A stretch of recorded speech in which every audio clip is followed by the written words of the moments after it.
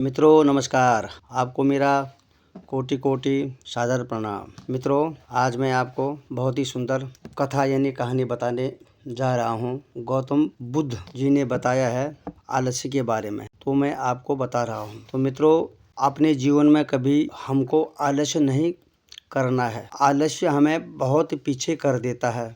आलस्य से हमारे बने हुए काम बिगड़ जाते हैं और जो भी हमको मिलने वाला होता है उससे हम जो है बहुत दूर हो जाते हैं। और आलस्य जो है नाना प्रकार के रोग आदि व्याधि दोष हमारे शरीर में उत्पन्न करता है। तो कभी भी हो आलस्य नहीं करना है, हमेशा जो है जागरूक रहना है, जागृति अवस्था में रहना है। और जो भी काम होते हैं हमारे अपने कामों को निर्विघ्न होकर के काम हमें हमेशा करने चाहिए, चाहे हमें उसका फल मिले या ना मिले, लेकिन कार्य हमेशा प्रगति पर होना चाहिए। तो मित्रों मैं आपको बताता हूँ कि एक बार एक व्यक्ति जो आलस्य से परेशान था वह गौतम बुद्ध के पास आए और कहने लगे कि बुद्ध जी मेरे अंदर बहुत आलस्य है। इस आलस्य के कारण मैं अपने जीवन में वे काम नहीं कर पाता हूँ जो करना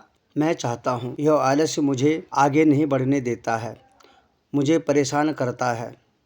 इस कारण मैं अपने जीवन में कभी भी प्रगति नहीं कर पाया। कृपया करके मुझे इस आलस्य से छुटकारा पाने के लिए कोई अच्छा सा उपाय बताने की कृपा करें। यह सुनकर गौतम बुद्ध मुस्कुराए और उस व्यक्ति से बोले, तुम्हें कैसे पता कि तुम आलसी हो? फिर वह व्यक्ति कहता है, बुद्ध केवल मैं ही नहीं बल्कि मेरा पूरा परिवार भी कहता है कि मैं एक आलसी इंसान हूँ। फिर बुद्ध ने कहा, क्या तुम यह प्रमाण दे सकते हो कि तुम आलसी हो? तुम्हें कैसे पता? फिर उस व्यक्ति ने कहा कि हाँ बुद्ध मैं प्रमाण दे सकता हूँ। बुद्ध बोले तो प्रमाण दो। उस व्यक्ति ने कहा, बुद्ध मैं जानता हूँ कि सुबह जल्दी उठना मेरे स्वास्थ्य और मन को लाभकारी मेरे हित के लिए है, लेकिन मेरा आलस्य मुझे जल्दी नहीं उठने देता है, मुझे जल्दी नहीं आगे बढ़ने देता है। फिर बुद्ध ने कहा, ठीक है, लेकिन क्या तुम जानते हो कि आलस्य क्या है? वह व्यक्ति बोला, बुद्ध मुझे नहीं पता कि आलस्य क्या है, लेकिन जो भी है वह बहुत ही खराब है, वह बहुत बेकार है। कहा, आलस्य एक मानसिक स्थिति है, एक भावना है और एक विचार है जिससे हम मनुष्य जानबूझकर या अनजाने में अपने अंदर उसे खुद पैदा करते हैं। हमारी इच्छा कोई काम करने की नहीं होती है तो हम उसको नहीं करते हैं। फिर वह व्यक्ति बोला, लेकिन यह कैसे? बुद्ध आलस्य के कारण बुद्ध ने कहा, सबसे पहले यह समझो कि आलस्य हमारे अंदर दो कारणों से उत्पन्न होता है।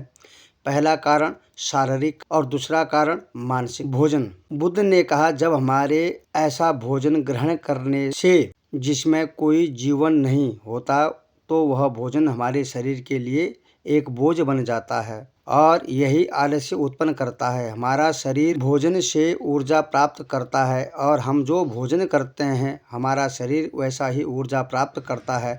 इसलिए यदि आलस्य से बचना है तो हमें ऐसा भोजन करना चाहिए जो भोजन पच सके और जो प्रकृति से सीधा प्राप्त होता है।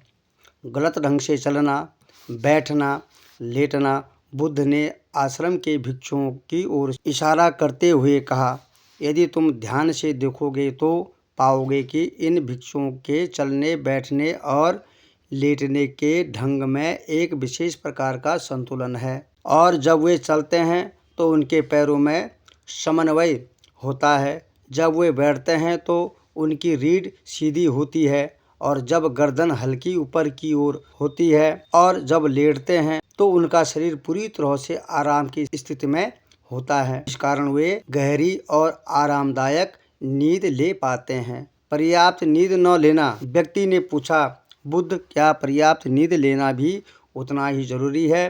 फिर बुद्ध ने कहा, न कम और न ज़्यादा, हमेशा पर्याप्त नींद लेना ही लाभदायक है हमारे लिए और यदि हम इसका पालन करते हैं तो निस्संदेह हमें जो है जीवन में सुख प्राप्त होगा।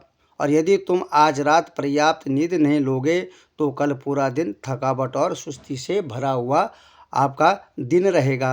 फिर बुद्ध ने कहा कि सुबह जल्दी उठना। जो लोग सुबह जल्दी नहीं उठ पाते उनका दिन भी आलस्य से भरा हुआ रहता है, तनाव से भरा हुआ रहता है। और सुबह जल्दी उठने के लिए रात को जल्दी सोने की आदत हमेशा डालनी चाहिए।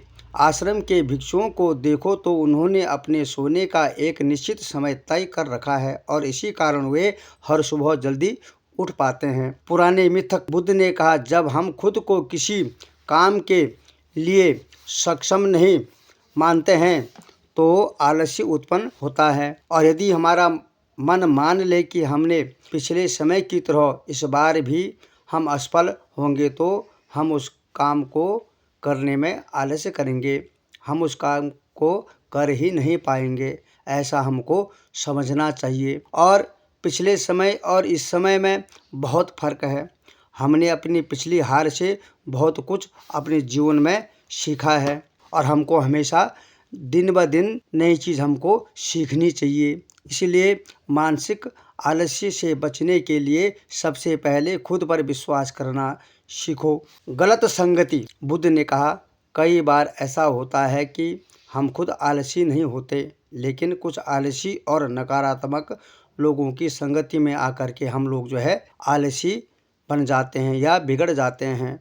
इसलिए आलसी और नकारात्मक लोगों की संगति को हमेशा छोड़ दो, उनसे हमेशा दूर रहना ही हमारा अच्छा कर्तव्य होगा। और काम को टालने की आदत, बुद्ध बोले काम को टालने की आदत आलस्य और मानसिक दबाव पर सबसे बड़ा कारण है। इसलिए कभी भी अपने काम को नहीं टालना चाहिए। काम टालने से क्या होता है, यह आदत धीरे धीरे अस्थायी हो जाती है और एक ही आदत किसी भी व्यक्ति के जीवन को बर्बाद करने के लिए पर्याप्त है। इसलिए जो काम आज हो सकता है उसे कभी भी कल पर मत टालो। उस कार्य को आज करो या अभी करो, लेकिन करो जरूर। और जो भी आपका लक्ष्य है उस लक्ष्य को हमको पकड़ना चाहिए, उस लक्ष्य की ओर हमें जाना चाहिए। लक्ष्य का अभाव, बुद्ध ने कहा, यदि आपके पास स्पष्ट लक्ष्य नहीं है तो आलस्य आपको घेरे लेता है। उदाहरण देते हुए बुद्ध ने कहा, मान लो कि तुम एक बड़े रेगिस्तान में फंसे हो और तुम्हें प्यास लगी है, तो तुम क्या करोगे? तो वह व्यक्ति बोला, मैं पानी खोजने की कोशिश करूंगा। बुद्ध ने कहा, लेकिन यदि पानी न मिला तो? व्यक्ति बोला, फिर भी मैं प्रयास करता रहूंगा। मेरा काम प्रयास करना है, कर्म करना है, क्योंकि मेरे पास और कोई विकल्प नहीं बचता है, इसलिए मुझे करना होगा। फिर बुद्ध ने कहा, जहाँ अस्पष्टता और उद्देश्य हो वहाँ आलस्य कभी टिक नहीं सकता है, कोई महान उद्देश्य ना हो। फिर बुद्ध ने कहा, यदि किसी कार्य को करने के लिए तुम्हारे पास कोई बड़ा उद्देश्य नहीं है तो आलस्य तुम्हें रोक सकता है। दोस्तों, उस व्यक्ति ने कहा, बुद्ध, अब मैंने आलस्य का पूरा खेल समझ लिया है। बुद्ध ने कहा, हमेशा याद रखना, जहाँ अस्पष्टता और करने का बड़ा उद्देश्य होगा वहाँ आलस्य कभी नहीं टिकता है। तो मित्रों, कभी भी अपने जीवन में हमें आलस्य नहीं करना चाहिए और आलस्य से हमेशा दूर रहना चाहिए। हमें अपने कर्तव्यों का हमेशा जो है पालन करना चाहिए, चाहे हम अपने घर में हो, चाहे हम स्कूल कॉलेज में हो, चाहे हम नौकरी पेशा हो, लेकिन जो भी कार्य हमको मिला है उस कार्य को निष्ठापूर्वक हमें जो है करना चाहिए। तो मित्रों, आज की कहानी यहीं पर समाप्त होती है और आप सभी मित्रों का बहुत बहुत धन्यवाद। आपको कथा कैसी लगी और ज़रूर कमेंट में आप बताइए। बहुत बहुत धन्यवाद आपका। फिर एक बार पुनः आपको मेरा कोटि कोटि सादर प्रणाम। नमस्कार।